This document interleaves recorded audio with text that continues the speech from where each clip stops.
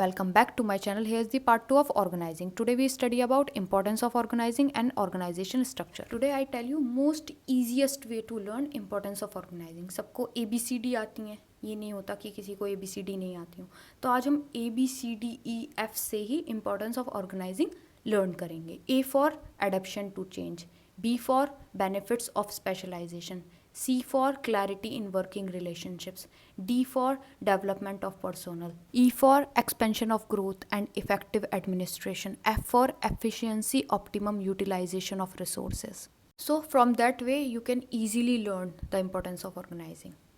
So the importance of organizing starts from A for adaptation to change. So in this point organizing help करता है enterprise को वो change environment में adjust कर सके. ये नहीं है कि हमने अपने ऑब्जेक्टिव सेट कर लिए, यही हमारे परमानेंट ऑब्जेक्टिव हैं. जैसे जैसे एनवायरनमेंट में डायनेमिक्स आ रहे हैं वो अपने ऑब्जेक्टिव्स को भी मॉडिफाई कर सकें. That is adaption to change. Next is be for benefits of specialisation. So in this step, work is divided amongst the workers that reduces the workload and increases the productivity. For example of division of work, एक worker सिर्फ एक ही work को करेगा. So जब एक worker एक ही काम को बार बार करता है so वो उसमें specialized हो जाता है. So that repetitive performance leads to specialization. Next is C for clarity in working relationship. We already study in the steps of organising workers के रिलेशनशिप को क्लैरिफाई करता है कि कौन किसका सीनियर है, कौन किसका जूनियर है, कौन किसको ऑर्डर देगा, कौन किससे ऑर्डर लेगा. That's clarify the working relationships.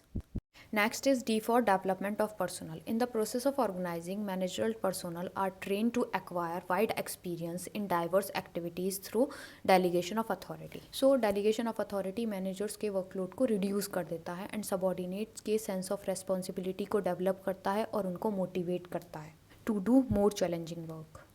So next is E for effective administration. So if everybody knows कौन किसका सीनियर है, कौन किसका जूनियर है, so that avoid confusion and enables proper execution and bring effectiveness in administration.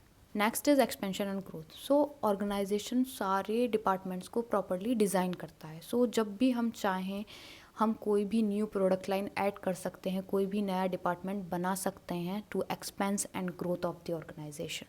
Next is efficiency, optimum utilization of resources. So organisation सारी चीज़ों को properly balance करता है, डिज़ाइन करता है, जिससे कोई भी कन्फ्यूज़न क्रिएट ना हो, ना ही कोई वेस्टेज हो. Organizing ensures the optimum use of human, financial and material resources. Now let's come to the next topic, organization structure. Organization structure refers to the framework within which managerial and operating tasks are performed. So एक type का framework होता है जिसमें सारे manager और सारे task perform किए जाते हैं. Now, how is organization structure created? The structure of an organization is deliberately designed and planned. It is greatly influenced by span of management. Span of management refers to the number of subordinates that can effectively managed by a superior.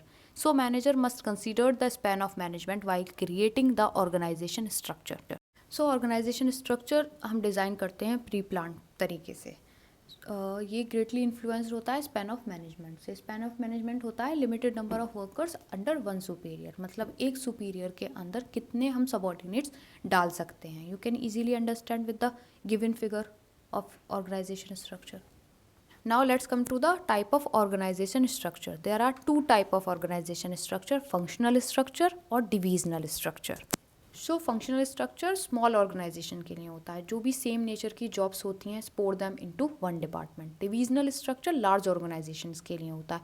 For example कोई भी organisation बहुत सारे product बना रही है, सो एक product के लिए हम अलग से डिपार्टमेंट बनाएंगे, दैट इज डिविजनल स्ट्रक्चर.